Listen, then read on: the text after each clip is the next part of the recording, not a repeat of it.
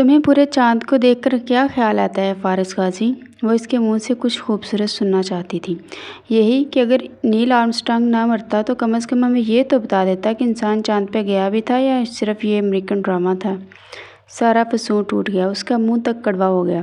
فارس، ہاں تم مجھ سے محبت کرتے ہو نا فارس؟ ہاں۔ اصلی والی نا؟ نہیں، چائنا والی۔ زمر، میں آپ کی بہت عزت کرتا ہوں۔ کتنی؟ اتنی کہ اگر آپ بیڈ پر بیٹھیں گی تو میں صوفے پر بیٹھ جاؤں گا، اور اگر میں صوفے پر بیٹھ گئی تو میں فرش پر بیٹھ جاؤں گا، اور اگر میں فرش پر بیٹھ گئی تو میں گڑھا کھود کر اس میں بیٹھ جاؤں گا، اور اگر میں گڑھے میں بیٹھ گئی تو میں اس گڑھے پر مٹی ڈال دوں گا، کیونکہ آپ کو تو عزت راس ہی نہیں آتی۔ کتنا شوق ہے نا تمہیں مجھ سے چھٹکارا پانے کا؟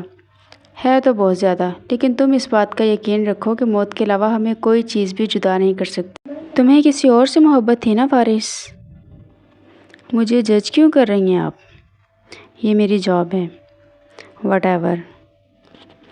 تو اس سے شادی کیوں نہیں کی جس سے محبت تھی؟ ہو نہیں سکی، اس نے انکار کر دیا۔ پتہ نہیں۔ اف، اس کو مسئلہ کیا ہے؟ ٹھیک سے بتاتا کیوں نہیں؟ بات گھمانی ضروری ہے کیا؟ تم کب آئیں؟ جب تم کسی سے کہہ رہے تھے تمہیں مجھ سے محبت ہے۔ ایک منٹ، میں نے ایسا کچھ بھی نہیں کہا۔ تم نے کہا تھا، میں نے سنا ہے، میں نے ہی صرف یہی سنا ہے۔ اپنے کانوں کا علاج کرواؤ بی بی۔ میں تمہیں ڈیزرو نہیں کرتی فارس، میں بہت بری ہوں۔ میرا بھی یہی خیال ہے۔ فارس، اگر میری شادی تمہاری بجائے کسی اور سے ہو جاتی تو تم کیا کرتے؟ میں تب سونے میں تولنے والی بات کرتا۔ وہ کیا؟ تم میرے مقدر میں نہیں تو کیا ہوا؟ جس کے مقدر میں ہو اسے ٹینشن مبارک۔